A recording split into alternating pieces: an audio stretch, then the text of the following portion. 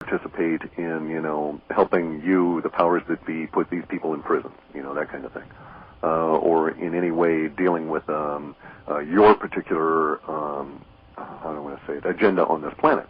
Now, they use a whole level of symbols that they've inculcated into our minds over time from various different forms of propaganda, everything from the everybody stand up and do group activity in the United States Pledge of Allegiance to the everybody go to giant mass gatherings in, Nazi Germany or Communist Russia or Communist China, and everybody get into the same sort of mindset. All the powers that be are doing in these various techniques is attempting to build within our brain, if you will, a library. And what they're attempting to do is they over time, they put in a particular symbol, and then they give you various different meanings for that symbol, again, over time. It's hidden, it's out in plain sight, you just don't pay attention to it. It's in the symbols that are on the cars you drive, and the symbols of the gas stations from when you buy gas, the symbol on the bread wrapper, all of these symbols that surround you, you're inundated in them, you swim in them. And they have assigned values in your brain to each and every one of these symbols. Their goal is to be able to activate those values and cause you to think in specific ways for their benefit.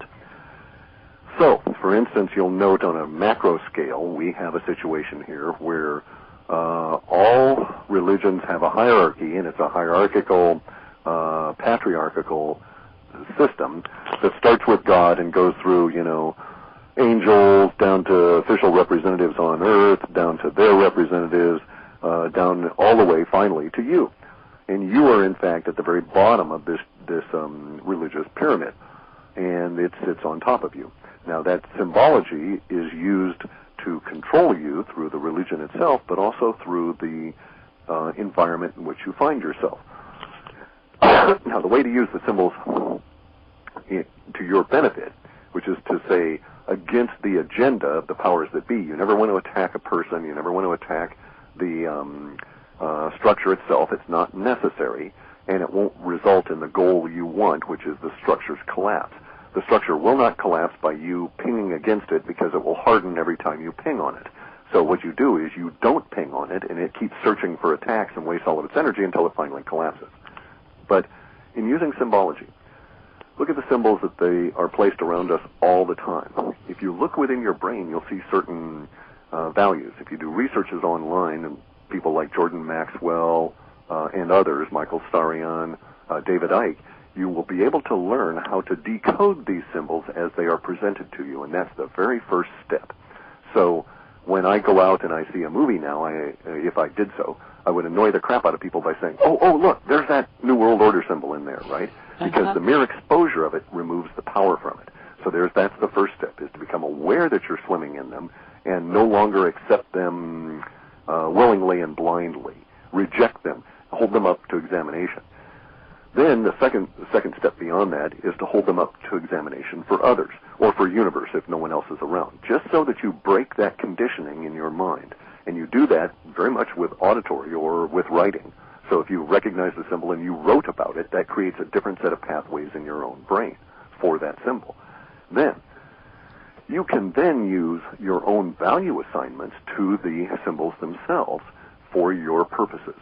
And so this is basically, if you will, the whole premise in that movie, in that DVD, The Secret, where you find all these values and you, or all these symbols, and you assign values to them that are beneficial to you, and it causes universe to react in a positive way.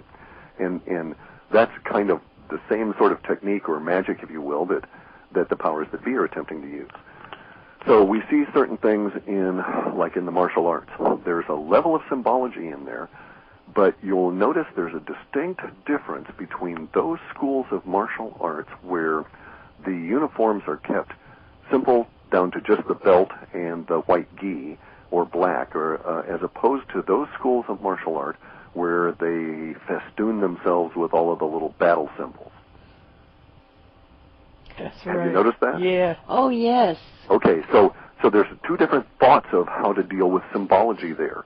In one school of the martial arts, like, say, Taekwondo, which is, they frequently will give you little awards for various different efforts and stuff, and these little badges and like Boy Scouts and Girl Scouts. These are little emblems which you will use as as a mental power thing for you, for instance, because you will associate, success, good feelings, which will enable you to have more success and more good feelings, right?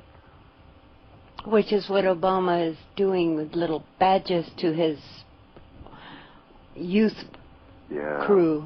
Now, there's a little bit more subtlety there. Actually, there are many different layers going there, because that's also a control symbol. Yes. That identifies ownership. That's why I personally favor the Aikido approach in terms of the schools, where we don't have the complex plethora of symbols. It's the gi and the belt, and you're free to reject the belt. No competition. Correct. It's not a competition style. It's not that. It's real world, if you will. So for me, my approach to dealing with the symbols is to recognize them, to know that go to the next step, which is to dispute their right to own a value in my own brain, and then to go to the third and fourth and the fifth steps. Now, the third step involved in using the symbols is to be able to, if you will, capture and remove the value of that symbol for more of the universe than just yourself. So every time I go on out and I write something that either brings up the hidden meaning of that symbol and thus deprives the powers that be of a hidden relationship of that symbol for some person who happens to read that article or something along those lines, I'm expanding out.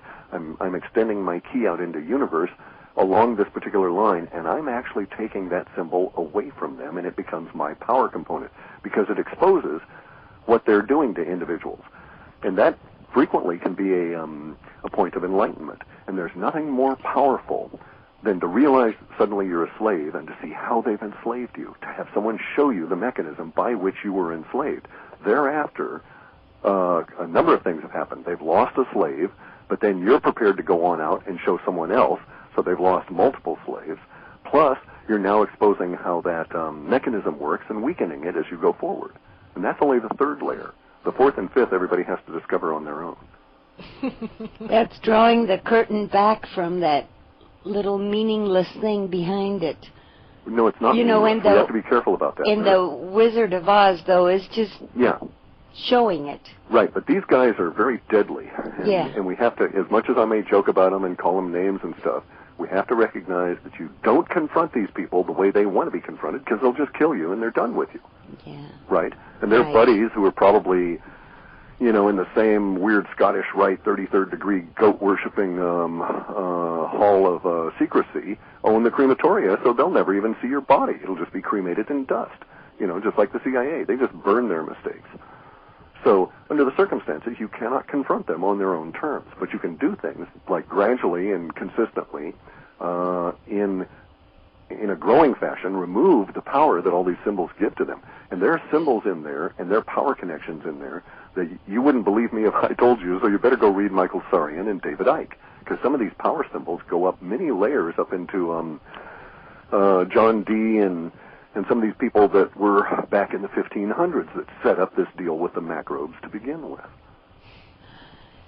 I mean, it sounds really strange. No, it's not strange, but I think that we also have to remember that it's just like that time thing you started out the report with. It's beautiful, and it's very holographic, but it's all mind. Consciousness, correct. So if we understand that and don't, then we're not prisoners to what appears to be happening out here. Correct. In the reality we create. And that's good, because there's no enemy but yourself in consciousness. Correct. And the place you start is always working on yourself. That's Yes. my point. You don't want to go on out and try and, as much as you might be frustrated or enraged or whatever about your current circumstances, you don't want to go on out and try and be violent with some minion of the powers that be. It just won't get you what you need. Right. But on the other hand, as screwy as it sounds, if you fix yourself, if you eliminate the rage and make your life calm and pleasant regardless of the circumstances, then you've seriously empowered yourself, and from that point on, the universe changes. The universe rewards courage. It's really odd. When you're really afraid and you really don't want to do it, if you get off your butt and go and do it, you're just absolutely staggered by what happens. Yes. Very true. That's true. And yes, staggered, but not frozen. Correct. That just reminds me of something else you wrote in there, that be aware and don't be shocked or in awe and therefore unable to move. That's also part of the perish. symbols too. You know, they use that against us. They use the powers that be apparently are enamored of our ability to gain emotions, to have emotions, and I understand why. Because emotion is truly the power that generates our physical form in this material world. But they will use emotional states, shock and awe, to fixate you and allow them to control you. So it's necessary that we learn to control our monkey mind, but we also learn to control which is intimately bound up with the emotions, but to control it as a tool that we have control over, and we sever those symbolic relationships that allow others to reach into our mind and cause us to think certain ways. Yeah, and there lies behind that our true secret weapon. Yes. And it's a shocking thing. It changes your whole world, you know. Right, and we have to realize that our emotions are not who we are. That has to be understood, because otherwise it's, I'm feeling this and I'm feeling that, and that could be another whole... That's a trap itself, correct. Yeah. Krishnamurti used to try and refer himself, you know, to eliminate the ego and say, this speaker, this individual is feeling this. Right. And it helps if you phrase yourself. There's lots of different mental tricks you can use to aid yourself, techniques as you go along. But it is very difficult. Everybody backslides continuously or you're threatened by it. It's worse than trying to, quit addictive behavior like smoking, because it is a mental process that you can never put down. Mm-hmm. Yeah. But, on the other hand, if you just get on the path, then instantly you have willpower, because you exercise it. It doesn't exist until you exercise it. The more you exercise it, the better you get at it, and the bigger it grows, and the will is where you need to go, not the mind. Most people, they start following in on mind and doing psychiatric stuff. The mind is infinite. You'll always chase it, you'll never catch it. So I just say to hell with it. I want to develop my willpower, and then my willpower will force my mind to do as I choose. And damn, it sort of worked. Damn if it doesn't. That's excellent, Clif. Thank you, Clif. Sure thing. Good. All right. All right. I guess we That's just it, take that first and second step and build the momentum, huh? Yeah. All right. Until we meet again. Okay. Thanks, guys. Take care, everybody. And thanks for listening.